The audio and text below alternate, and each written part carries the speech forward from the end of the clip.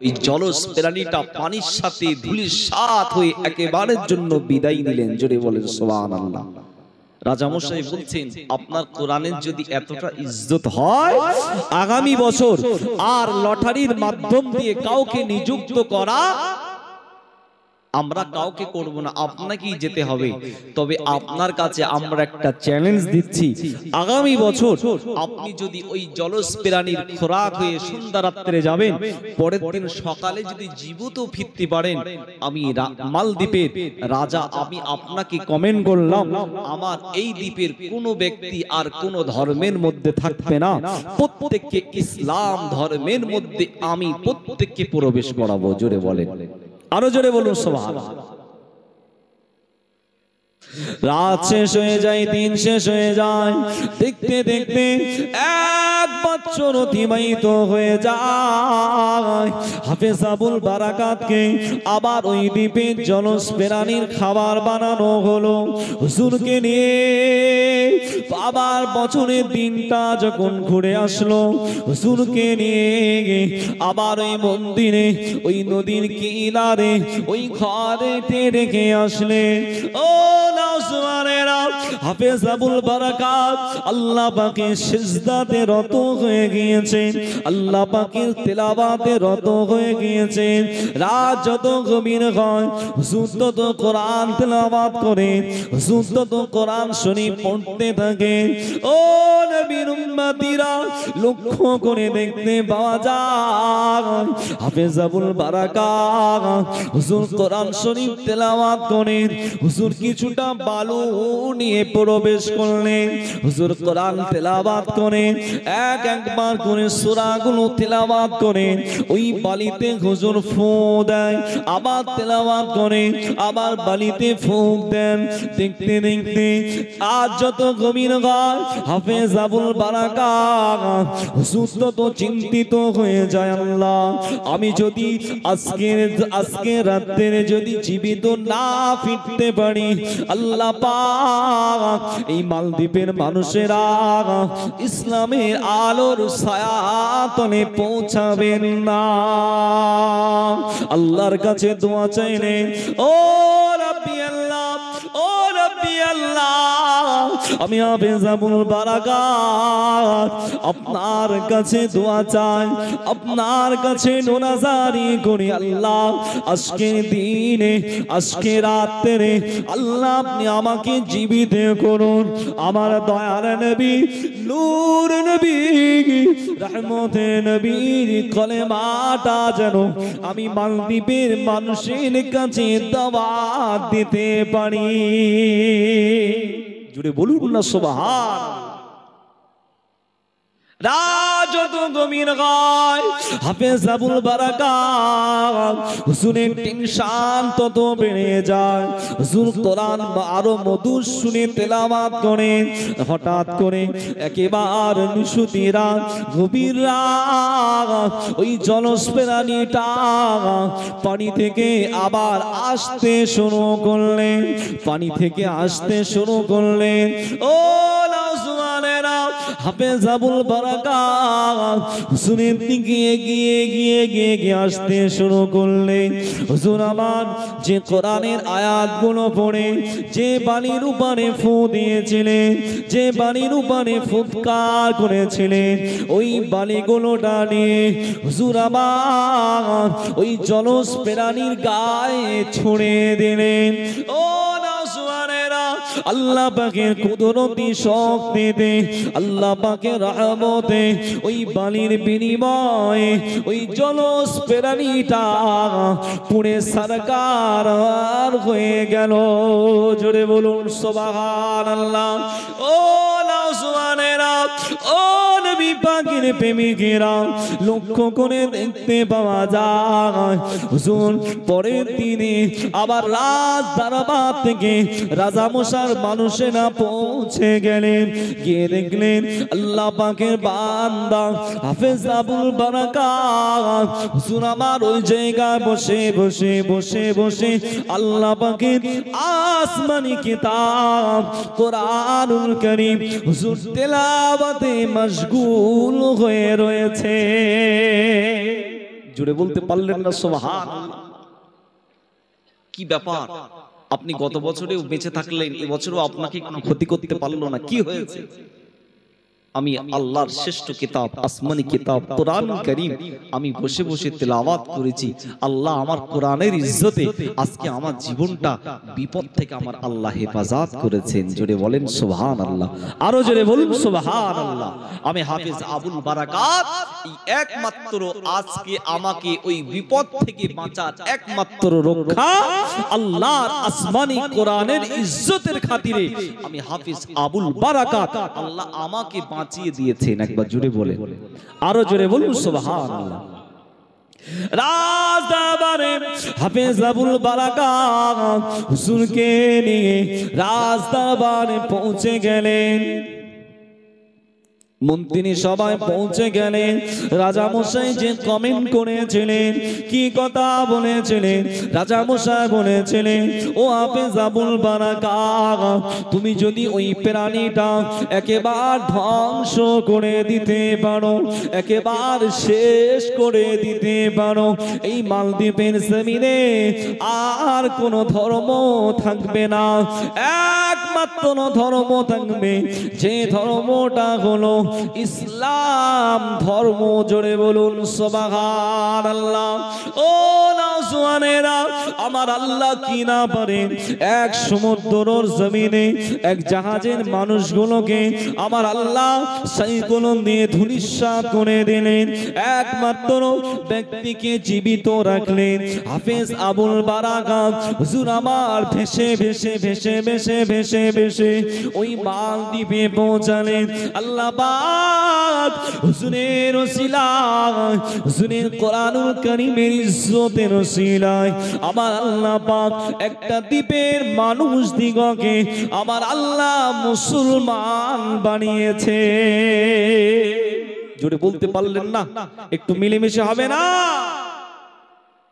একজনের ওসিলায় আমার আল্লাহ একটা দ্বীপবাসীকে মুসলমানের কলেমা পড়িয়ে নিয়েছেন। জোরে বলে, আরো জোরে বলুন সুবহানাল্লাহ। আচ্ছা ভাই, এই কোরআনের পাওয়ার আমাদের কাছে আছে না নাই? জোরে বলে। কিন্তু আমরা কোনো বিপদ থেকে কি সত্যি বাঁচতে পারছি? কথা বলে, বাঁচতে পারছি না। কেন বলুন? আমরা সেই কোরআনটা তার তীর সহকারে সহিভাবে আমরা নিজেরাও কেউ পড়তে পারি না, আর একটু পড়ার জন্য আমরা সেই প্ল্যাটফর্ম তৈরিও করি না। যে কোরআন আল্লাহ রাসূল বলছেন যদি বান্দা একটা অক্ষর পড়ে আল্লাহ তার নামায় আমলে 10-10টা নেকি দেয়। জোরে বলে, আরো জোরে বলে। তাহলে এই কোরআনের সাথে আজ আমাদের সম্পর্ক দিনের পর দিন কি হয়ে যাচ্ছে? কমে যাচ্ছে। আচ্ছা বলুন ভাই, আল্লাহর নবীকে আপনারা সকলেই জানেন, জ্ঞানীগুণী মানুষ, আল্লাহর রাসূলকে মক্কা ছেড়ে দিয়ে রাসূলুল্লাহকে যে মদিনায় চলে যেতে হয়েছিলেন, আল্লাহর নবীর দোষটা কোথায় ছিল জানেন? রাসূলুল্লাহর দোষটা কোথায় ছিল? কোরআনের কথা মানুষের কাছে বলেছেন, কথা ঠিক কি না? জি, কোরআনের কথা মানুষদের কাছে বলেছেন, এটাই ছিল আমার রাসূলুল্লাহর কঠিন অপরাধ। হাদিসের কথা আমার নবী মক্কার মানুষদের কাছে বলেছেন, এটাই হলো আমার রাসূলুল্লাহর কঠিন অপরাধ। আমার আপনার নবী রহমতে নবী দয়াল নবী কে আমার আল্লাহ পাক পৃথিবীর জমিনে 63 বছর আমার আল্লাহ হায়াত দিয়েছেন। 63 বছরের মধ্যে আমার আল্লাহ প্রিয় নবীর উপরে আসমান থেকে কোরআন শরীফের আয়াত সূরা আলাকের 5টি আয়াত যখন অবতীর্ণ হচ্ছে, আমার আপনার রাসূলুল্লাহর বয়স তখন 40। কত বছর? জোরে বলেন। 40 বছর বয়সে আসমান থেকে নবী পাকের উপরে প্রথম কোরআন সূরা আলাকের 5টা আয়াত অবতীর্ণ হয়েছে। কথা ঠিক না বল? ও নওজওয়ানেরা, আল্লাহ নবী আমার আল্লাহ একেবারে যখন নবুয়াতের দায়িত্ব দিয়েছে, রিসালাতের দায়িত্ব খানা দিয়েছে, আমার আপনার নবী রহমতের নবী আমার আল্লাহ ঘোষণা করলেন, হাবিব আর আপনি বসে থাকবেন না, আমার নবী আপনি এবার মক্কার মানুষদের কাছে গিয়ে আপনি এই কোরআনের কথা জানিয়ে দেন। জোরে বলুন, আরো জোরে বলুন সুবহানাল্লাহ।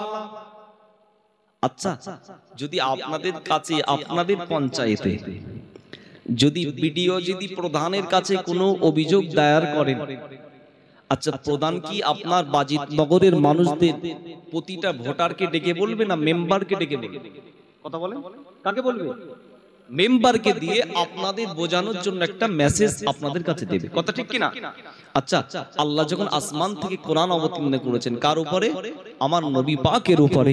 আল্লাহ অর্ডার করলেন, হাবিব তুমি এই কোরআনের আমলগুলো এবার সমাজের মানুষের কাছে দাও, কারণ এরা যেভাবে সমাজে ফিতনা ছড়াচ্ছে, আমি আল্লাহ আমার যেভাবে দুশমনি করছে, আমি আল্লাহ আমাকে সিজদা না দিয়ে যেভাবে বিভিন্ন প্রতিমার তারা সিজদা দিচ্ছে, বিভিন্ন প্রতিমার তারা পূজা করছে, এদেরকে তুমি আটকাও, এই কোরআনের কথা তাদের কাছে গিয়ে বলো। জোরে বলে, আরো জোরে বলুন সুবহানাল্লাহ। নবী পাকের উপরে আসমান থেকে কোরআন অবতীর্ণ হতে লাগলো। আমার আপনার নবী, দয়া নবী, রহমতের নবী, নূর নবী হুজুর আমার এই কোরআন শরীফের আমল অনুযায়ী মক্কা মানুষদের কাছে পৌঁছে দেন। ও নওজওয়ানেরা, মক্কার মানুষেরা এই কোরআন শরীফের কথাগুলো যখন পৌঁছে দিলে, কিছু কিছু মানুষ আল্লাহর নবীর প্রতি শান্তি উপভোগ করতে লাগলে, আল্লাহ নবীর কথার উপরে তারা অটল হয়ে রাসূলুল্লাহর হাতে হাত দিয়ে ঈমানের কালেমা পড়তে লাগলেন। যদি আপনারা বলেন এখানে যদি একটা রাজনৈতিক পার্টি চলে, আমি যদি নতুন কোন পার্টি আপনাদের সম্মুখে খাড়া করি, আপনারা কি আমাকে ভালো চোখে দেখবেন? দেখবেন কি? দেখবেন না। কারণ আপনারা যদি কলা গাছে ভোট দেন, আমি এখানে যদি খাজুর গাছ ফিট করি, আপনাদের রাগ হবে কি হবে না? নতুন ধর্ম আপনি কোথায় পেয়েছেন? যদি আপনার খাজুর গাছে যদি মানুষ বেশি ঝুঁকি দেয়, তাহলে আমার দল কি হয়ে যাবে? হেরে যাবে। আর যদি হেরে যায়, গদি আমার কি হয়ে যাবে? জোরে বলেন, গদি শেষ হয়ে যাবে। ও নওজওয়ানেরা, আল্লাহ নবীর কথা শুনে মক্কার মানুষেরা একের পর এক আল্লাহ নবীর উপরে কলেমা পড়তে শুরু করলেন। মানুষেরা এক আল্লাহকে চিনতে শুরু করলেন।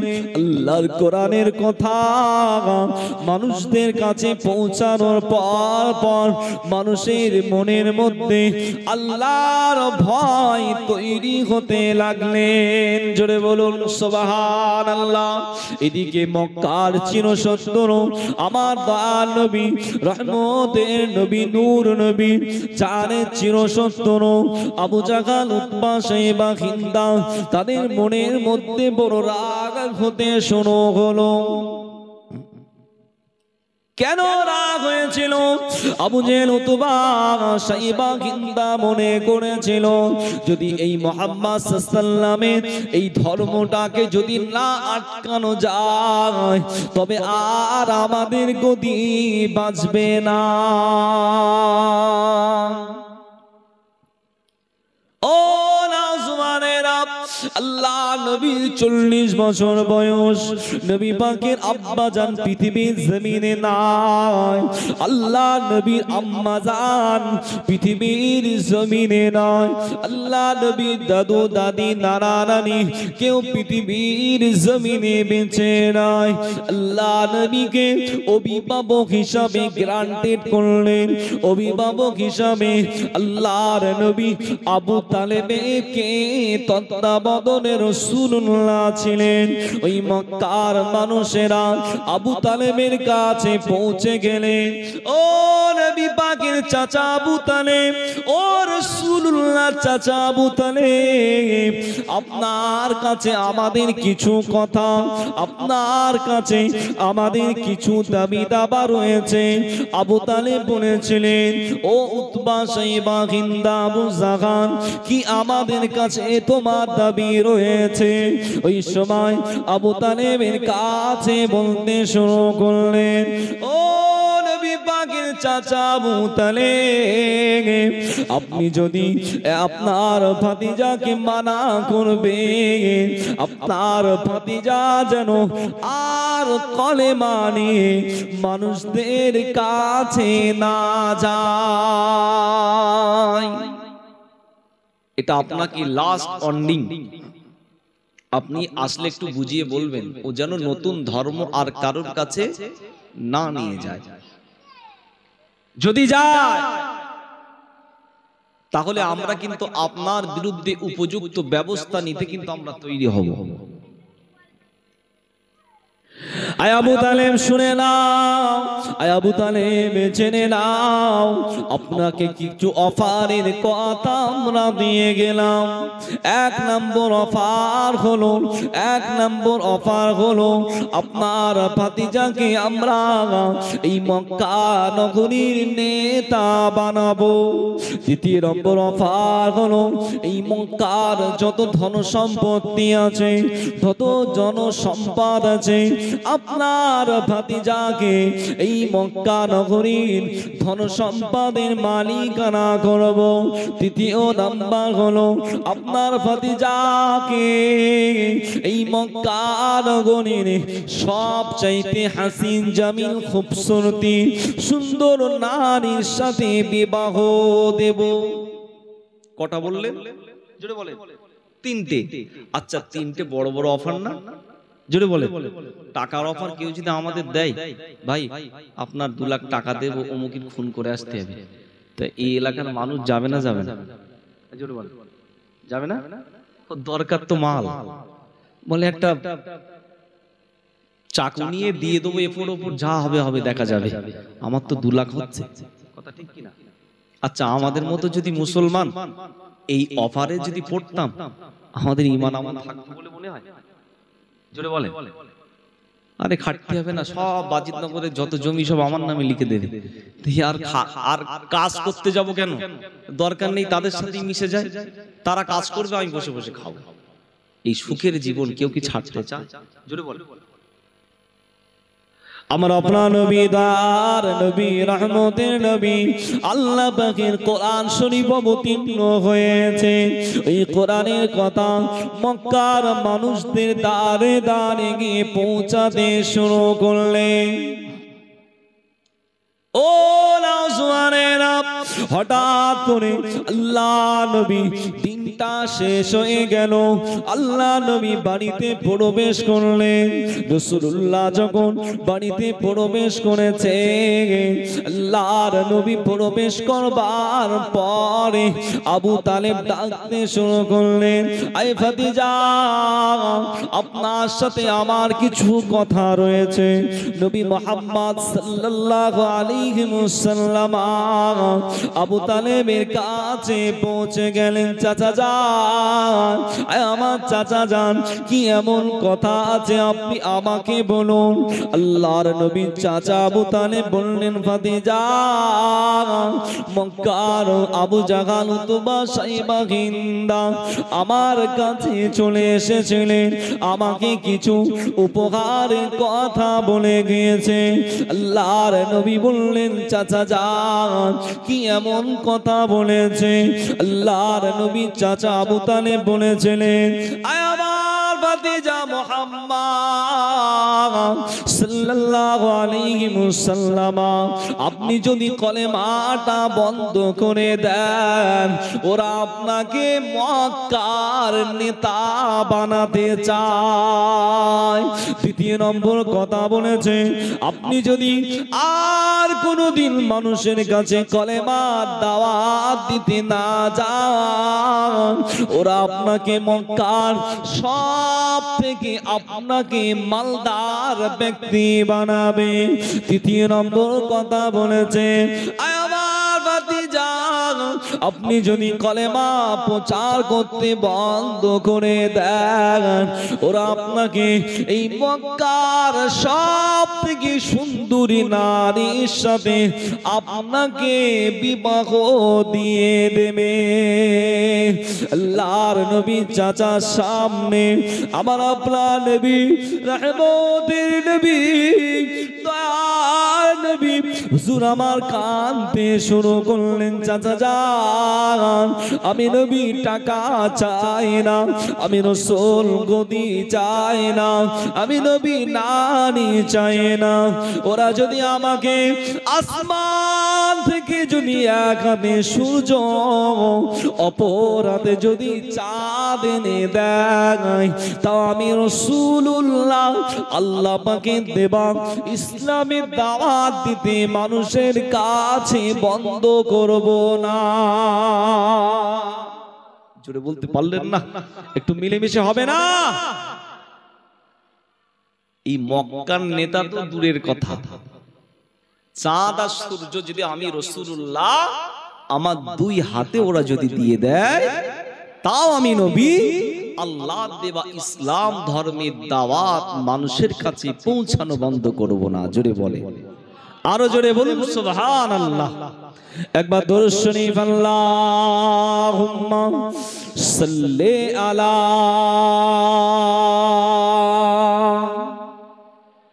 একটু জোরে জোরে পড়েন, মহব্বতের সাথে পড়েন।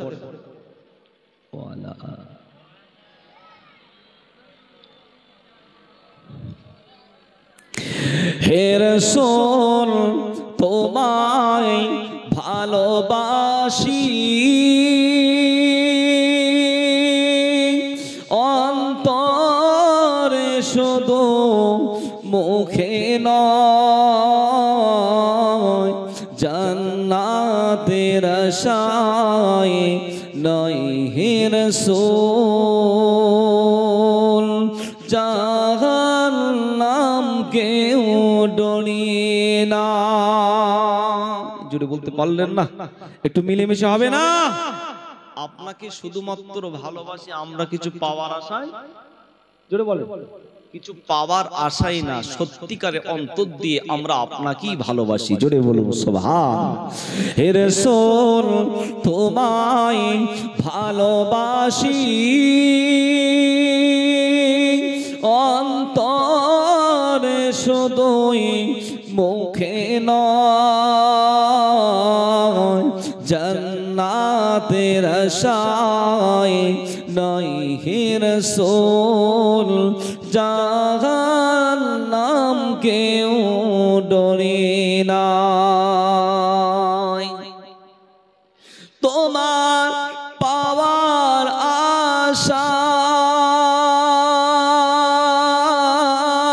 আশায় এমন ছুটে যায় মদিনায়, হে আশিকে দিদার দাও না, আর দূরে থাকিও না। হে রাসূল তোমায় ভালোবাসি, অন্তরে শুধুই মুখে নয়, জান্নাতের আশায় নয় হে রাসূল, জাহান্নাম কেউ ডরি না। আল্লাহুম্মা সাল্লি আলা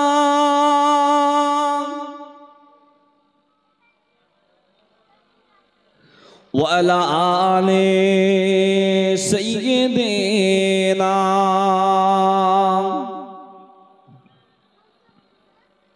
আমার মুরব্বিয়ানেরা, জন যুবকেরা, তাহলে আমার রাসূলুল্লাহকে এত অফার করবার পরেও নবী অফারের দিকে গলে যাননি, বিগলিত হননি। আল্লাহর দেওয়া শরিয়াতের উপরে, ইসলামের উপরে আমার নবী প্রতিষ্ঠিত ছিলেন। মক্কার মানুষদের কাছে ন্যায় নিষ্ঠার সাথে কলেমা দাওয়াত পৌঁছে দিয়েছেন। জোরে বলুন সুবহানাল্লাহ। এদিকে বেঈমানদের মনের মধ্যে বড় কষ্ট, কি হবে, এ তো সর্বনাশ। একের পর এক মানুষ আমাদের থেকে মুখ ঘুরিয়ে নবী মুহাম্মদ সাল্লাল্লাহু আলাইহি ওয়াসাল্লামের কাছে তারা ঈমান এনে মুসলমান হয়ে যাচ্ছেন। জোরে বলেন, আরো জোরে বলুন সুবহানাল্লাহ। তাহলে এটা আমাদের জন্য ক্ষতিকারক দিক। অতএব এর একটা দ্রুত ফয়সালা নেওয়া দরকার।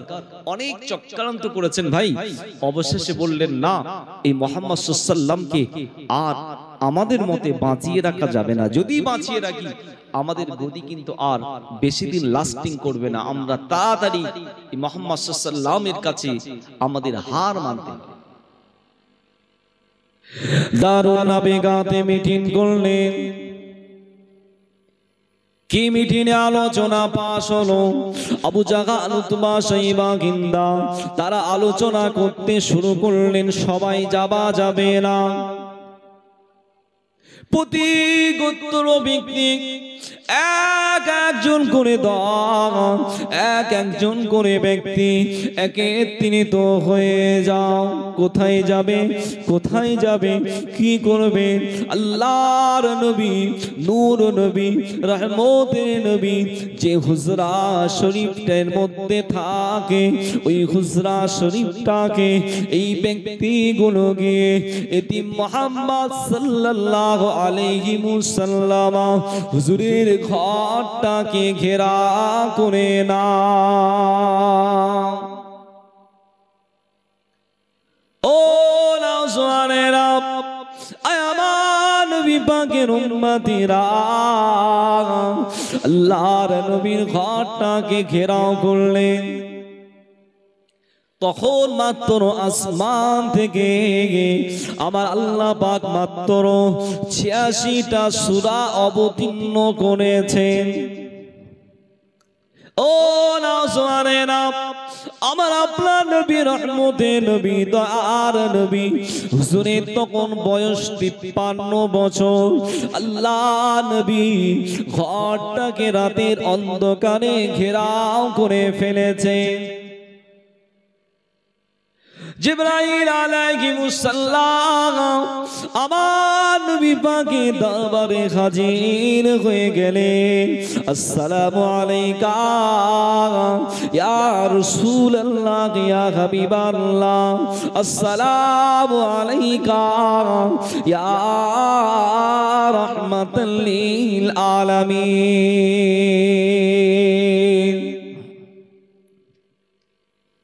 ও নওজওয়ানেরা, আয় আমার নবী পাকের উম্মতিরা, কোথায় চলে আসলে? আল্লাহর নবী, নূর নবী ওই ঘরটাকে ঘেরা করলেন।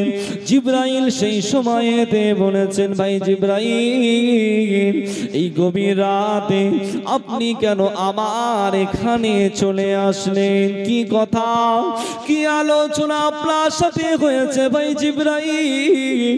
কি কথা আপনার সাথে হয়েছে? আল্লাহ নবীকে সালাম খানা দিলে, আসসালামু আলাইকা ইয়া রাসূলুল্লাহ ইয়া হাবিবাল্লাহ, হুজুর আপনার কাছে, হুজুর আপনার কাছে আল্লাহ পাক আমাকে পাঠিয়ে দিয়েছে। কি কথা? এই গভীর রাত, নিশুতি রাত, এই গভীর রাত নিশুতি রাতে কি খবর নিয়ে আমার কাছে চলে এসেছো? জিবরাইল সাল্লাম বললেন, ইয়া রাসূলুল্লাহ ইয়া হাবিবাল্লাহ, হুজুর এই গভীর রাত, এই নিশুতি রাত, এই রাতে আমার আল্লাহ আপনাকে এই মক্কা ছেড়ে মদিনাতে চলে যেতে বলেছে। আচ্ছা ভাই, যদি স্বাভাবিকভাবে এতটা বয়স সম্পূর্ণ একজন ব্যক্তিকে যদি হঠাৎ করে তাকে চলে যেতে বলা হয়, তার মনটা ঠিক থাকবে? জোরে বলে কষ্ট হবে না? জোরে বলেন কষ্ট হবে না? আবার গভীর রাত আল্লাহর নবী ভাই জিবরাইলকে বলছি, ইয়া আখি জিবরাইল, ভাই এই গভীর রাতে আমি কি করে পালাবো ভাই? তাও আমি দরজা খুলে দেখছি আমার ঘরটা ওরা তো সবাই মিলে ঘিরে রেখেছেন এবং তাদের কাছে তাদের অস্ত্র শস্ত্র সব কিছু তারা নিয়ে মজুদ হয়ে আছে। আমি এদের সামন থেকে কি করে যাব ভাই? জিবরাইল সাল্লাম বললেন, ইয়া রাসূলুল্লাহ হে ইয়া হাবিবাল্লাহ, হুজুর আপনি চিন্তা করবেন না, হুজুর আপনি পেরেশানি হয়ে যাবেন না, হুজুর আপনি চিন্তিত হবেন না। আমার আল্লাহ পাক আপনাকে বলেছে এক মুষ্টি বালি নিয়ে ওই কাফেরদের দিকে আপনি ছড়িয়ে দেন, ওই কাফেরদের দিকে আপনি একটু ঘুরিয়ে দেন, বাকি কাজটা আমার আল্লাহ পাক রব্বুল আলামিন নিজে দায়িত্ব নিয়েছে।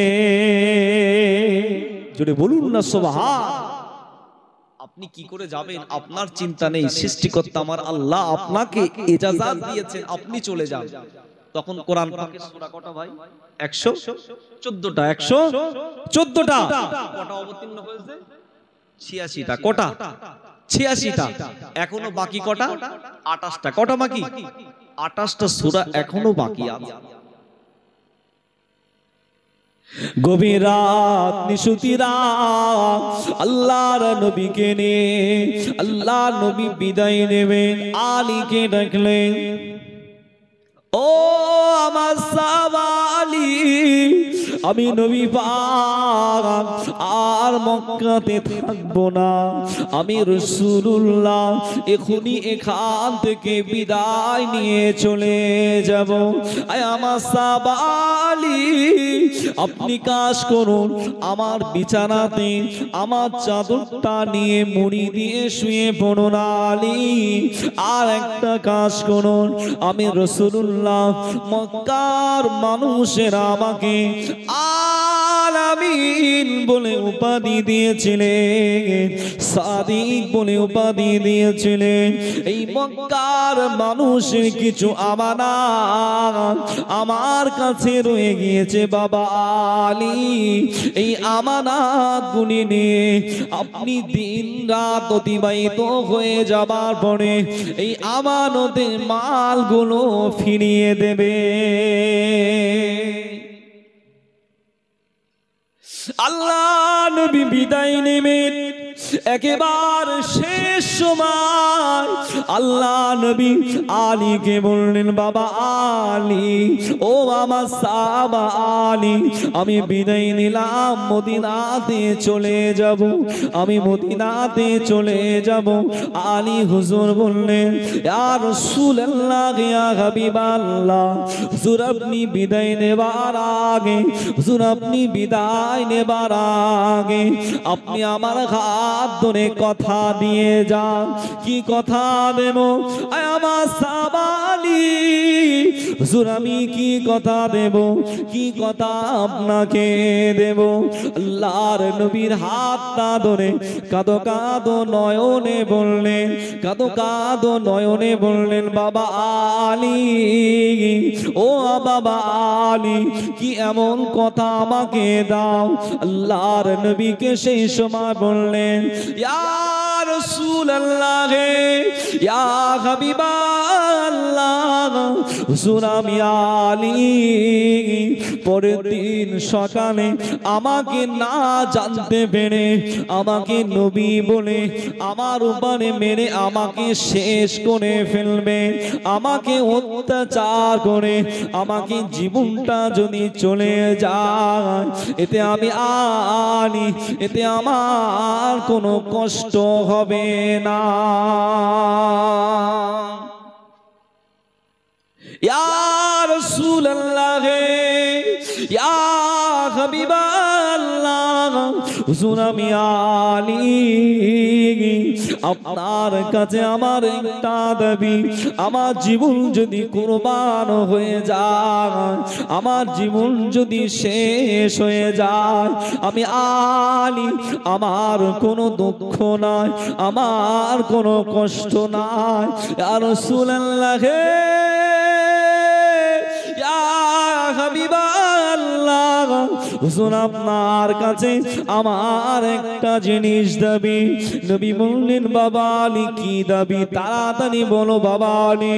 আল্লাহ নবী সাহাবা হযরত আলী রাদিয়াল্লাহু তাআলা আনহু হুজুর আমার বলেছিলেন ইয়া রাসূলুল্লাহ ইয়া হাবিবাল্লাহ হুজুর যদি আমার ইন্তেকাল হয়ে যায়, আমার যদি জীবনটা চলে যায়, এতে আমার কোনো কষ্ট নাই, তবে ময়দানে মাশারের দিনে ইয়া রাসূলুল্লাহ ইয়া হাবিবাল্লাহ হুজুর আপনি আমাকে বলে যান, হুজুর আপনি আমাকে জানিয়ে দিন, আপনি আমাকে না নিয়ে আল্লাহর দয়া জান্নাতে যাবেন না, আল্লাহ দয়া জান্নাতে প্রবেশ করবেন না, এটা আপনি আমাকে কথা দিয়ে যান। আল্লাহর নবী কাঁদো কাঁদো নয়নে আলী হুজুরের দিকে ফিরে বলেছিলেন ও মুস্তাফা আলী আমি রাসূলুল্লাহ সাল্লাল্লাহু আলাইহি ওয়াসাল্লাম আমি আপনাকে কথা দিয়ে গেলাম, আল্লাহ দয়া জান্নাতে আমি আলীকে নিয়ে আর আমি আলীকে না নিয়ে যাব না। জোরে বলুন সুবহানাল্লাহ। গভীর রাত নিশুতি রাত আল্লাহ নবী হুজরা শরীফ থেকে বার হলে কি করবেন নবী আমার? বালিটা নিয়ে আল্লাহর নবী বেঈমানদের দিকে ছড়িয়ে দিলেন, বেঈমানদের দিকে ছড়িয়ে দিলেন। আল্লাহর নবী তাদের সামনে থেকে গভীর রাত নিশুতি রাত আল্লাহর নবী ওই কঠিন রাতে টুক টুক টুক টুক টুক টুক টুক টুক টুক টুক করে আবু বকর সিদ্দিক রাদিয়াল্লাহু তাআলা আনহুর ঘরে পৌঁছে গেলেন। আল্লাহর নবী আবু বকর হুজুরের দরজায় চলে গিয়ে একটি বার যেই না দরজায় আওয়াজ দিলেন ও বাবা আবু বকর, ও বাবা আবু বকর, ও বাবা আবু বকর।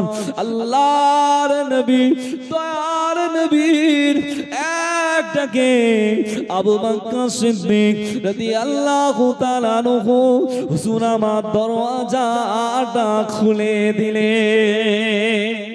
জোরে বলতে পারলেন না সুবহানাল্লাহ?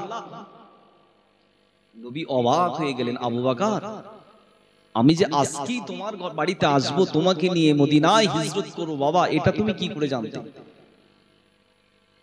জি এটা তুমি কি করে জানছো বাবা? তুমি তো একেবারে তৈরি হয়ে দাঁড়িয়ে রয়েছো। জোরে বলেন, একটু জোরে বলুন সুবহানাল্লাহ। আবু বকর বলছে ইয়া রাসূলুল্লাহ ইয়া হাবিবাল্লাহ হুজুর আপনি আমাকে আজ থেকে 6 মাস আগে আপনি আমাকে একবার ডেকেছিলেন আবু বকর আমি মদিনায় যাব, বাবা তুমি কি আমার সঙ্গী হবে? ইয়া রাসূলুল্লাহ আমি আবু বকর বলেছিলাম ইয়া রাসূলুল্লাহ হাবিবাল্লাহ হুজুর আপনি যখন মদিনায় যাবেন আমি আবু বকর আপনার সাথী হয়ে যাব। জোরে বলেন, আরো জোরে বলুন সুবহানাল্লাহ। ওই সময় আল্লাহ নবী সাহাবা আবু বকর বলেছিলেন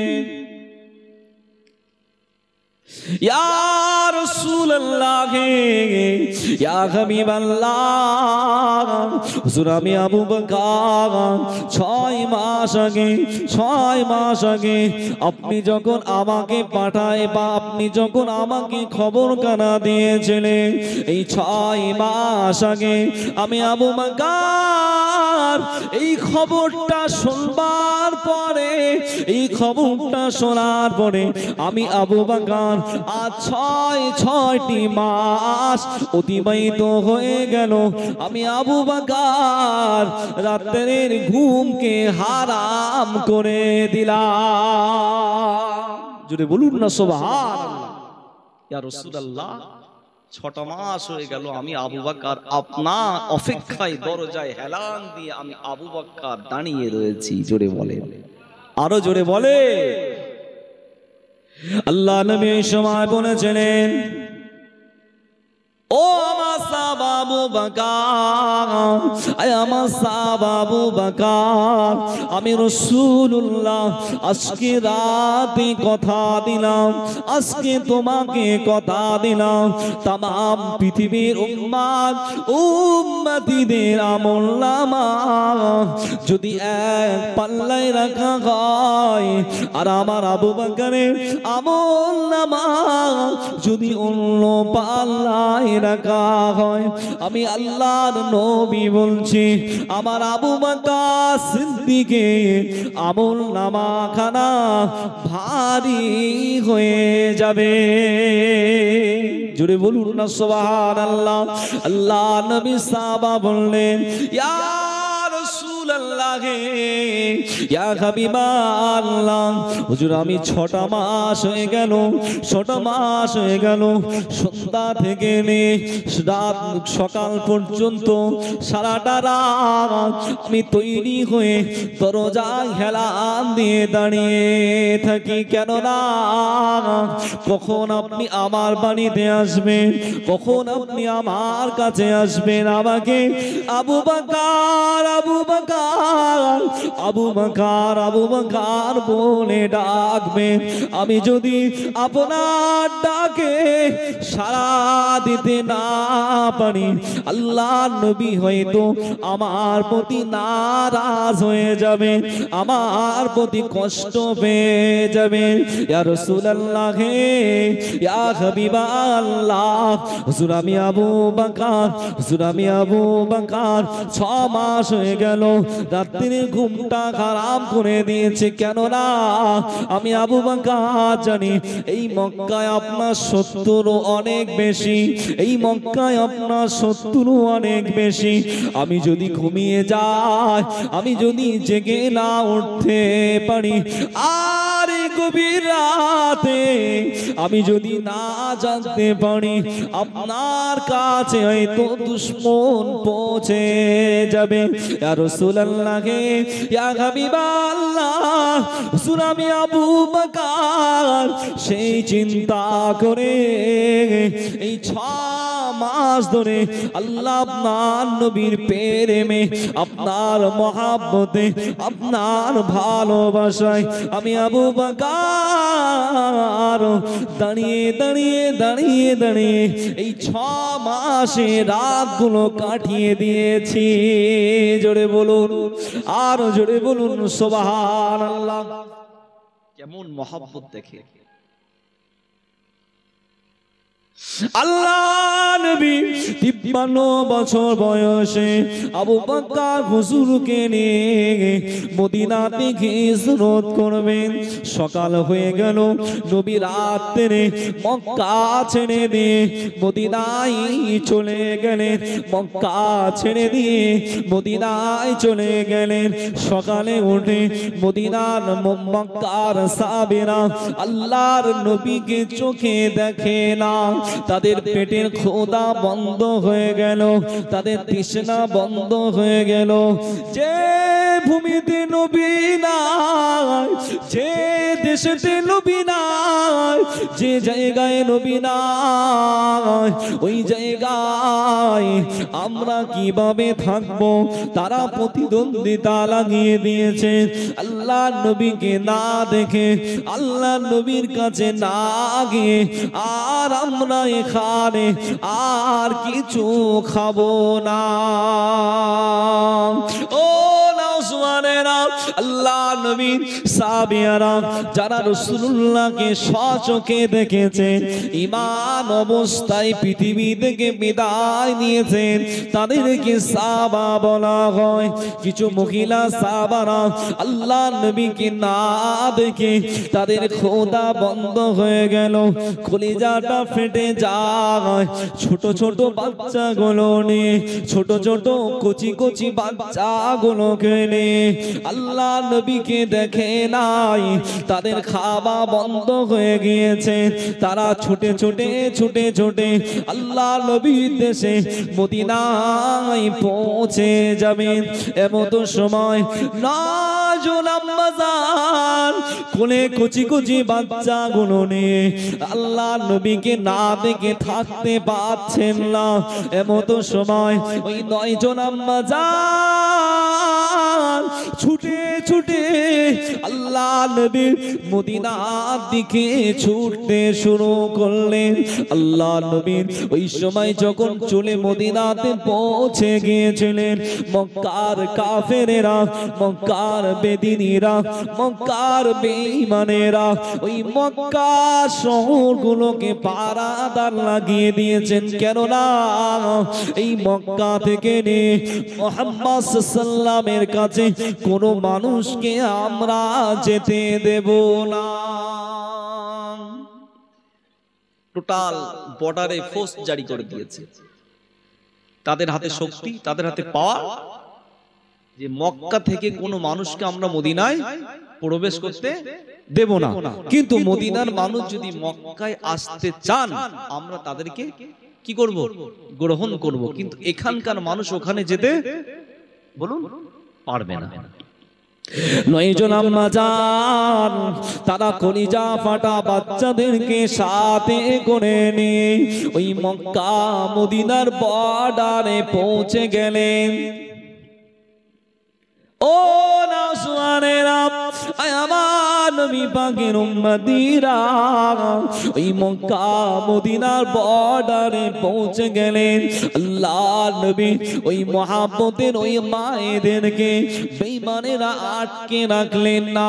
আপনাদেরকে মদিনায় যেতে দেব না, আপনাদেরকে মদিনায় পৌঁছাতে দেব না। আপনারা যদি যান আপনাদের জীবন কিন্তু বিপদগ্রস্ত হতে পারে। আপনাদের কলিজা টুকরা এই কচি কচি বাচ্চারা আপনাদের কোল থেকে কিন্তু জীবন হারিয়ে ফেলবে। ও নাসওয়ানেরা, ওই মহিলারা চিন্তা করে নিয়েছে, আমার এই মক্কার মানুষেরা যদি আমাদেরকে জীবনগুলো শেষ করে দেয়, এতে আমাদের কোনো দুঃখ নাই, এতে আমাদের কোনো কষ্ট নাই।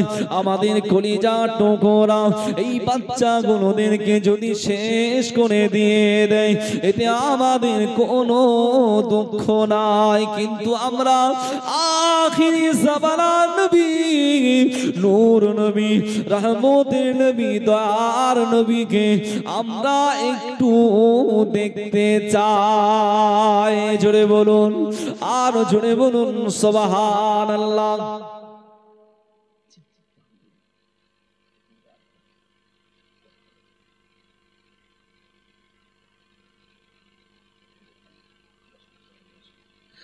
তাহলে এই মক্কা থেকে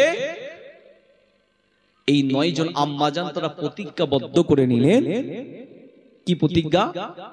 যে আমাদের কোলের বাচ্চা যদি জীবনও শেষ হয়ে যায় তাও বীজ আমরা আচ্ছা, কিন্তু আমরা মদিনায় গিয়ে আমার নবী পাকের চাঁদ মুখখানা না দেখা পর্যন্ত আমাদের আত্মা, আমাদের কলিজা, আমাদের শান্তি হচ্ছে না। জোরে বলে, আরো জোরে বলুন সুবহানাল্লাহ। এই বেঈমানেরা যারা বর্ডার লাইনে ছিলেন, এরা তখন এই বাচ্চাগুলোকে তাদের কোল থেকে কেড়ে নিতে শুরু করলেন। এই বাচ্চাগুলো তাদের কোল থেকে কেড়ে নিতে শুরু করলেন এবং বললেন, আপনাদের সামনে এই বাচ্চাগুলোকে আমরা যাবাহ করে দিলাম, আপনারা কিন্তু আর মদিনায় পৌঁছাবেন না, এবার আপনারা চলে যান। যদি যান আপনাদের জীবন কিন্তু এখন কিন্তু বিপদগ্রস্ত হতে পারে। ওই 9 জন আম্মাজান তাদের কলিজা থেকে, তাদের কোল থেকে ওই কচি কচি কচি বাচ্চাগুলোকে নিয়ে, ওই কচি কচি মাসুম বাচ্চাগুলোকে নিয়ে আবু জাহাল, উতবা, সাইবা, হিন্দা এদের নেতৃত্বে ওই বাচ্চাগুলোকে জবাই করে দেওয়া হলো। ও নাসুয়ানেরা, ওই আম্মা জানেরা কলিজা ফাটা বাচ্চা দিয়ে দিলেন। তথাপিও ওই 9 জন আম্মা জান তারা নিয়ত করে নিলেন, আমরা মদিনাতে যাব, আমরা মদিনাতে যাব। আল্লাহ নবীকে তা দেখে আমাদের কলিজা তৃপ্তি হয় না, আমাদের আত্মা শান্তি পায় না। ও নাসুয়ানেরা, ওই 9 জন আম্মা জান আল্লাহ নবী, নূর নবী, রহমতের নবীর মহব্বতে ভালোবাসায় আল্লাহ নবীর কাছে পৌঁছে গেলেন। জোরে বলুন সুবহানাল্লাহ। তাকবীর দেন তো, নারে তাকবীর। একটু সকলে উচ্চ স্বরে তাকবীর দেন, নারে তাকবীর, নারে তাকবীর। সিলসিলায়ে হক ফুরফুরা শরীফ।